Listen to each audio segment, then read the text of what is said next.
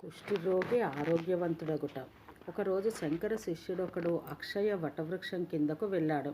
అక్కడ ఒక కుష్ఠరోగి వ్యాధి బాధాపీడితుడై ఆత్మహత్యాయత్నంలో ఉండడం చూశాడతడు. మనసు ద్రవించింది. కష్టపడి ఆ వ్యక్తిని గురు సాన్నిధ్యానికి చేర్చాడు. అక్కడున్న వారందరూ ముక్కు మూసుకొని దూరంగా పారిపోయారు. శిష్యుని ప్రార్థనపై కన్నులు తెరిచారు శంకరులు. చూచారు, అర్థమైంది. తన దివ్య హస్తస్పర్శతో వాణ్ణి రోగిగా తేజస్వంతునిగా చేశారు. ఉదంకుడని నామకరణం గావించారు. శిష్యవర్గంలో స్థానం కల్పించారు. ఈ మానవాతీత దివ్యశక్తికి చూపర్ల జోహార్లర్పించారు. కుమార్ల భట్టు జననం. కుమారస్వామి బుద్ధ భగవానుడు బాగానే బోధించాడు. శిష్యప్రియులు, శూన్యహస్తాలు పనికిమాలినవి.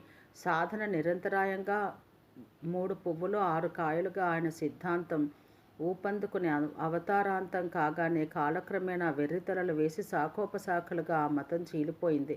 బౌద్ధం బాగా వ్యాప్తి చెంది హిందూ మతాన్ని ఈదో దృష్టితో చూసే ఆ రోజుల్లో కర్మకాండను పునరుద్ధరించడానికి పుట్టిన మహాత్ముడే కుమారుల భట్టు.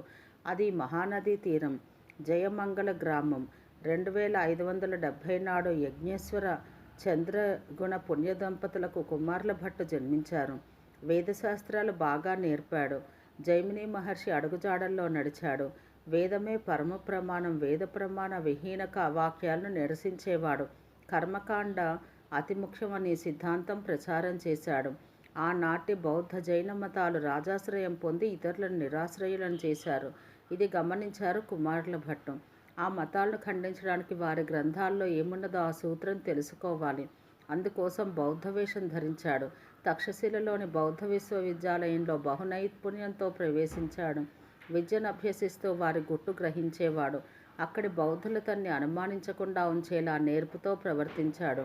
బౌద్ధులు చేసే వేదనిందకు ఆయన సహించలేకపోయేవాడు. నిగ్రహం కలిగి ఉండేవాడు. తన రహస్యం బయటపడితే ప్రాణహాని అవుతుందని ఎరిగి కార్యసాధన కోసం కష్టంగా కాలం వెళ్ళబుచ్చేవాడు. విద్యాభ్యాసం పూర్తి కావచ్చింది.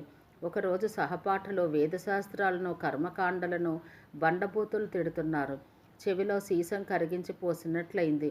తన వేషం బయట పెట్టాడు. వాద ప్రతివాదాలతో వాళ్ళ నోర్లు మోయించాడు. వీడు ద్రోహి అన్నారు వాళ్ళు. గురువుకు విషయం విన్నవించారు. వాడు నిద్రపోయేటప్పుడు మేడ మీద నుంచి కిందకు తోసేయండి, వీడు బతకూడదు అన్నాడు బౌద్ధ గురువు. శిష్యులు ఆ పని కాస్త పూర్తి చేశారు. బుద్ధుని అహింసా సిద్ధాంతం ఈ విధంగా మారింది. ఇట్టి చెడ్డ కార్యాలు చేయించేవాడు వారికి గురువు. మేడ నుంచి కిందకు పడే సమయంలో తెలివి వచ్చింది కుమారుల భట్టుకు. వేదాలలో మహిమ అనేది కనుక ఉంటే నాకు ఏ విధమైన హాని రాకుండుగాక అని నమస్కరించాడు. దూదిలో పడినట్లయింది, కానీ ఒక కన్ను పోయింది. దృఢదీక్షతో ఉన్నాడు. భట్టపాద అనే మారుపేరుతో బయలుదేరాడు. అమరావతికి చేరాడు. ధర్మాత్ముడైన సుధన్వ మహారాజును ఆశ్రయించాడు. అక్కడ అంతా చార్వాక మతం, నాస్తికత్వానికే పెద్దపీట. భట్టపాదులు వేదధర్మాలను సోదాహరణంగా వివరిస్తూ ఆస్తికత్వానికి అగ్రతాంబూలం ఇప్పించేవాడు. రాజు మౌనంగా ఉండేవాడు. రాణికి ఆస్తికత, భక్తి ఎక్కువ. రాజును మార్చాలని ఆమె ఊహ, కుతూహలం కూడా. భట్టపాదుడు చాలా కష్టపడి రాణి దగ్గర పీఠం వేశాడు. రాజు బుద్ధిని మార్చాలంటూ రాణికి చెప్పి ఆ పని కాస్త రాణి ద్వారా పూర్తి చేసి కృతకృత్యుడయ్యాడు. ఎలాగంటే రాజు సభలో భట్టపాదుడు ప్రతిజ్ఞ చేశాడు. రాజభవనం శిఖరం పైనుండి కిందకు దూకి బతికి బావుండాలి, వారి మతమే రాజు అంగీకరించాలన్నాడు. ఇది కఠినాతి కఠిన పరీక్ష. ప్రజలు అంగీకరించలేదు.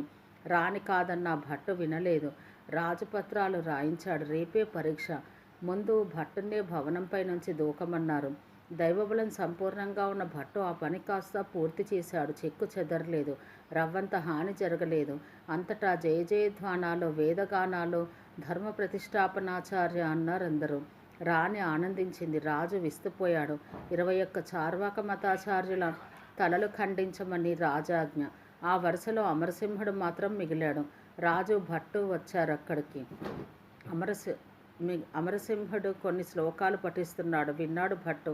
ఇది సంస్కృత నిఘంటువు, ఇది సమాజానికి అత్యవసరం, ఇతన్ని చంపకండి అన్నాడు.